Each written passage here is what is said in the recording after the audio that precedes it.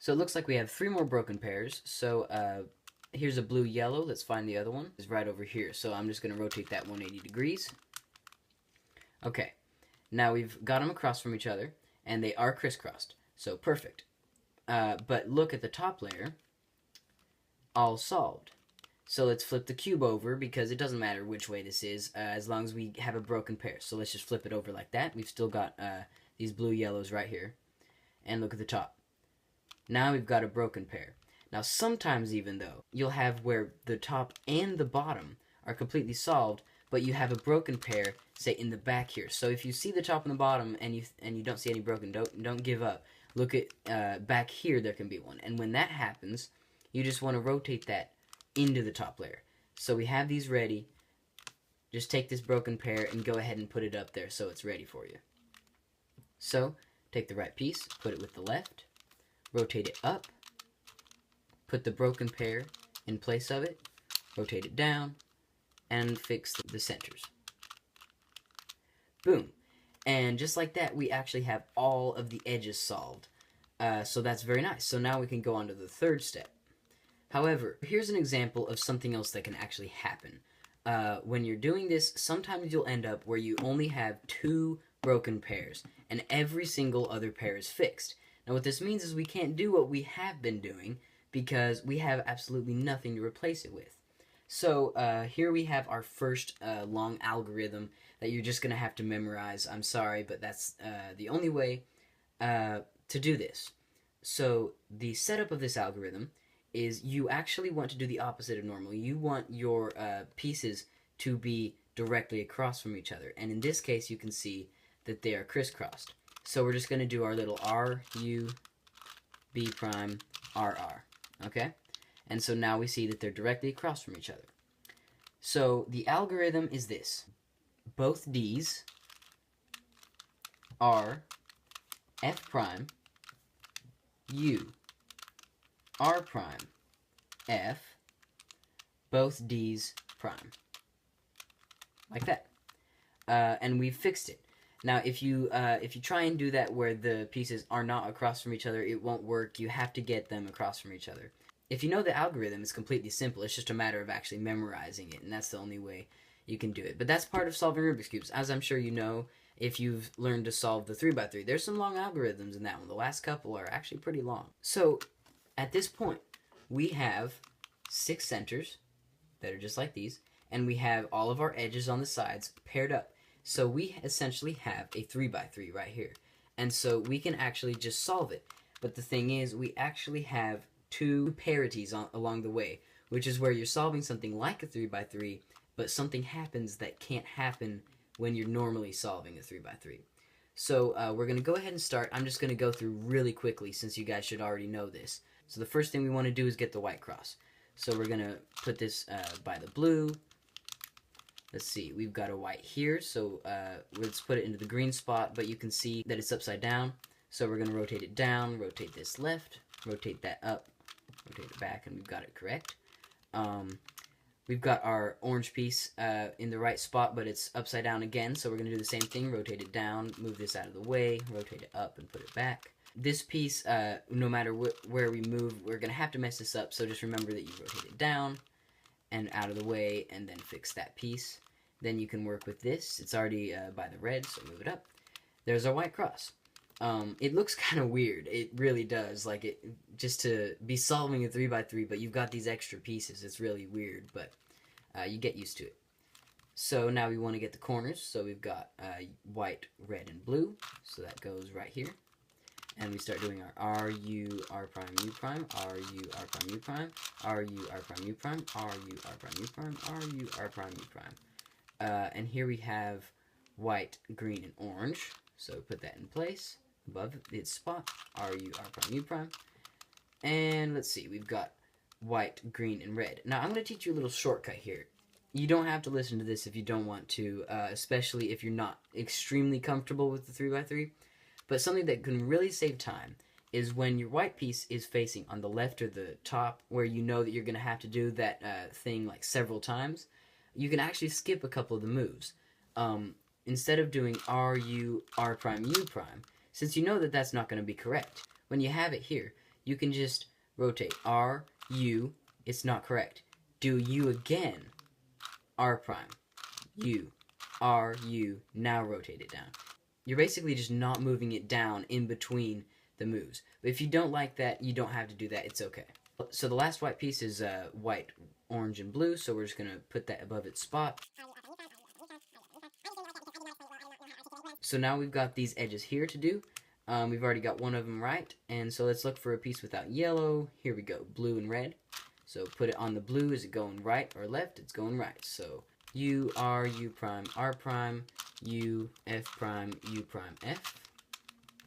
There you go.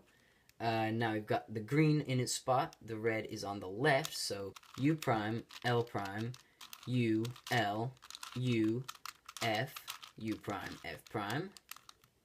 And we've got one more here. Let's see, it's right there. So we've got the orange in place, the blue goes to the right, so U, R, U prime, R prime, U, F prime, U prime, F. There we go, now we've got the edges. Here comes the first parity. I'm sure you already know that if you have the straight line across, you do this algorithm, and if you have the clock like this, you rotate it in the top left like that, and you do this algorithm. But in this case, you can actually have where you have 1 or you have 3. So what we're going to do here is we have an algorithm that basically that just flips this piece right here. So really it works no matter what you do, because say we have 1 like we do right now, and we do it right here, okay? It's going to flip that, and we're going to have the straight line across, and we can solve it. If we do it right here, we'll have the clock. If we do it right here, we'll have the clock. And if we do it right here, then we'll have nothing, in which case you know that you can do either algorithms, and you'll be able to take it from there. So I like to do it across from it. I don't know why, it just seems easiest to me. And here is the algorithm. Little r prime, which means this little piece right here is going to go down like that. U, U, little l, so that will be like that. F, F, little l prime, so that little piece goes up.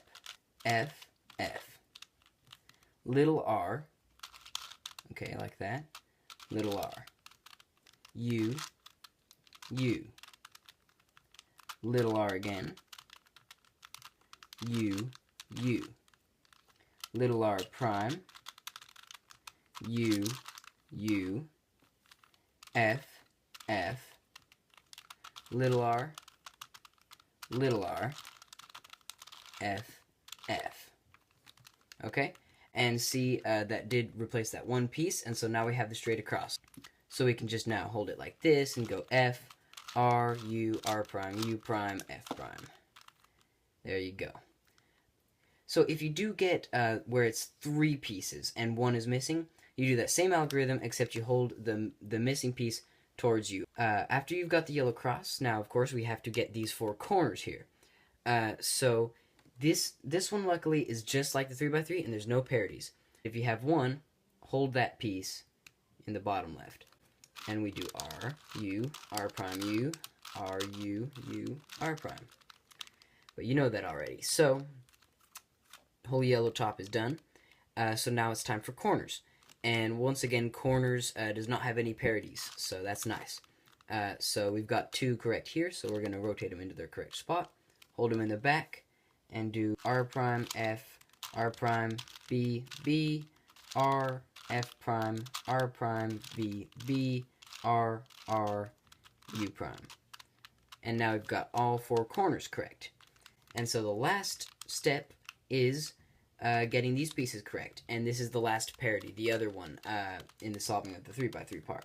So basically the parity happens where in normal situation, you can either have one that's correct and the rest are unsolved, or you have them all solved. There's no 2 solved, or even 3 solved for that matter. But in this one, you can have where you have, say, these 2, but not these 2, or you can have these 2 across from each other and not these 2. And you can't solve it with the normal algorithm with those, because it puts this one here and that one there and that one there. So you're changing 3 of them, so you're not just changing 2. So when you're changing 3 and you have 2 correct, you're never going to be able to figure it out. So in this case, we don't really know yet if it's going to be the parity or not, because all 4 of these are incorrect. So basically what we want to do is just do our algorithm either left or right, it doesn't matter which way, and see what happens. So I'm going to move the green into the green and see what happens. So F, F, U, R prime, L, F, F, oops, R, L prime, U, F, F. Now I've moved the green into place, and this is correct, but look. So what this algorithm does is it basically just messes up the very first one and leaves all the rest the same. And so you see this back one is correct, and these 2 are incorrect. So if we mess up this one, we'll have a normal situation. So with this parity, it does not matter which way you hold it, as long as these pieces are on top. Any orientation is going to be normal after you do this algorithm. So let's go ahead and do that. We're going to hold this towards us and do this algorithm. Both U's, both U's. Both R's, both R's. U, U. Lowercase r, lowercase r. U, U. Both R's, both R's. Both U's, both U's. So that's kind of a long algorithm, but it's actually very simple at the same time. It's basically just 2 things repeated over and over again. So now that should have fixed it. What we're going to do, let's see, red is across from red, so I'm going to replace this here so it'll move it there. Go ahead and do that algorithm.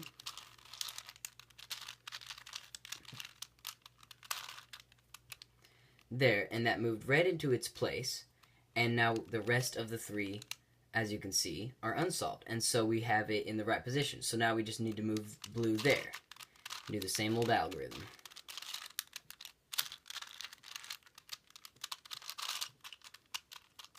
And now it's solved. So the other situation you can come across is that you have 2 that are incorrect right next to each other and 2 that are correct right next to each other. And so basically, once again, you're just going to choose a side, and you're going to do this algorithm. Both U's, both U's, both R's, both R's, U, U, lowercase r, U, U, both R's, both R's, both U's, both U's. And now we have 1 correct and 3 incorrect, so we can finish it out using just the normal last step algorithm like always. So there you go. That's really a simple last step. If you get these 2 correct, or if you get these 2 correct, just do the algorithm any which way and it'll fix it up. So that is the full solving of the 4x4. I hope you guys enjoyed this video.